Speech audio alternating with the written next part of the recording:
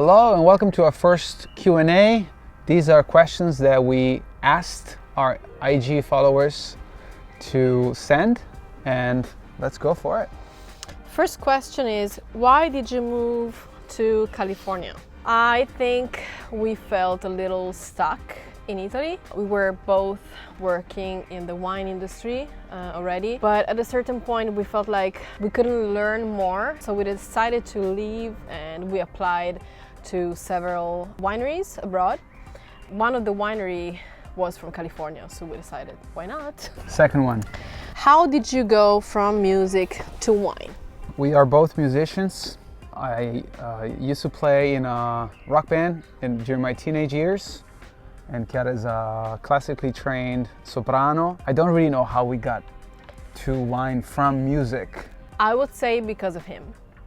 When we met, we were both into music. I was singing in a band and he was playing bass and singing in his band.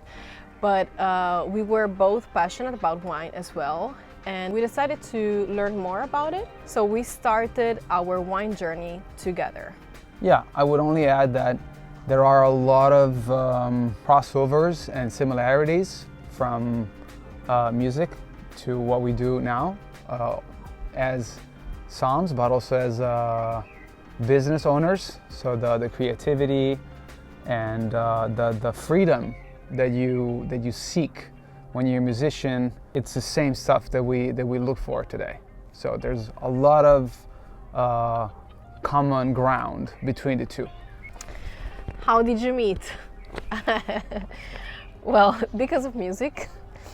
Pier was kind of famous. No. He was famous. So I met him because of his brother. His brother was playing guitar in my band. And I saw him Playing live? Yeah, playing live, but also I knew his family. But so, this was a long time ago. A long time before we actually started dating. It wasn't our time. Our time came later, actually 13 years ago. Yeah. It was thanks to Facebook, I think.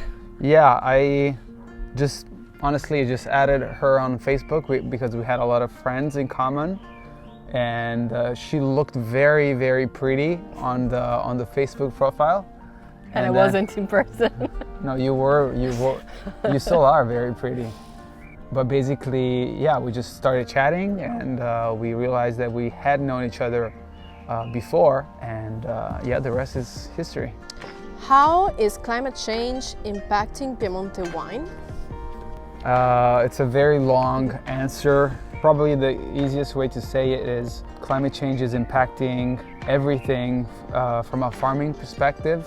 There is a lot more challenges in the vineyards, from the lack of water, so the higher temperatures are impacting growth, and at the same time we're seeing higher temperatures also impacting grapes in terms of sometimes we see even like the growth portion, the maturity of the grapes get stuck because of the high temperatures, and it's a very, very convoluted situation. Luckily, Piemonte has a pretty good situation in terms of space where we can go. We have seen vineyards move towards the higher elevation to look for cooler temperatures.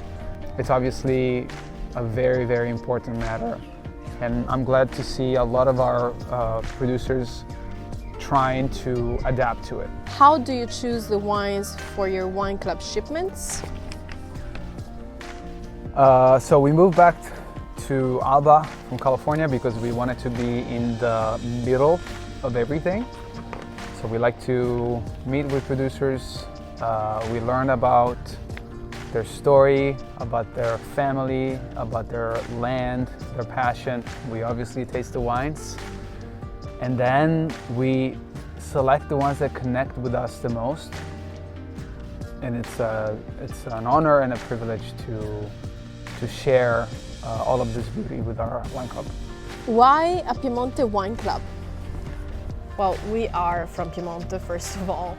Our family is from Piemonte, and we grew up with Piemonte wines, Nebbiolo, Barbera, Dolcetto, and I grew up with my grandparents making their own wine, so that's part of our culture and our history, and also we love Piemonte wines. I remember that when we were deciding and building our business, we kind of had a moment where we were doubting, should we do a Piemonte wine club or an Italian wine club to have a wider spectrum. But then we decided to stick with Piemonte because, first of all, there is an incredible amount of great wines to select, but at the same time, Piemonte is where we believe can really give the best. It's our specialty, and making an Italian wine club would be a little bit like diluting our skills and our knowledge. So Piemonte is where we basically give you our best. These are people that become friends and part of our life as well, because we believe in creating a community, and the community is not just the people that interact with us through the wine club and through social media. It's also the network of people that are around us here in Piemonte. What's the most underrated wine region in Piemonte? Well, I would say where I come from, Canavese. Nobody knows about Canavese. I think that you've never heard about it because they were making not very good wines over there. Maybe you heard about Erbaluce, but that's not the only wine that they're making over there. They're making outstanding Nebbiolo. It's interesting because of a slightly cooler climate. Erbaluce is actually a really interesting grape, so you can make really good whites with Erbaluce, and we're starting to see some really good stuff come out. Obviously Nebbiolo, obviously some native grapes from the area. Yeah, Canavese is a good tip. Take notes. How easy is it to start a wine business? From our experience, I would say not super easy, but I think that every business is not easy to start. When we moved back here from California, we had all these new ideas, and here these ideas weren't that welcome. So it took some time, definitely. But we're also very passionate about what we do, so it took some time, but now we're happy about it, and I think that if you believe in something, it's worth a try. Yeah, I would say it's as difficult as any other business. Yeah. What's the first really good wine you had recently that comes to mind? Well, I'm 9 months pregnant, so I don't really remember. I think we were in Portugal and we were visiting a winery, Espera. Really good wines. And I remember there was a white, like a funky white, Curtimenta, which is low in alcohol, very fruity, crisp, just like the perfect summer wine. Nice. So that's nice one. Was that Arinto based? I think so. Good wine. Well, for me... What are you drinking right now? Well, right now I'm drinking a very unique Moscato. But since you mentioned Canavese, the bottle we had for lunch was pretty good. It's a Nebbiolo from, well, let me grab it. So this is the bottle.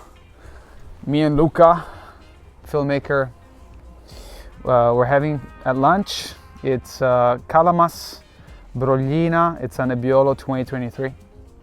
It's a beautiful, super juicy, light, elegant Nebbiolo from the region Chiara was mentioning. So in the club soon.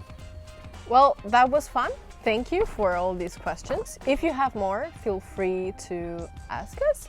Maybe we'll do another video another time. Yeah. And thanks for watching, and subscribe to the channel. Bye.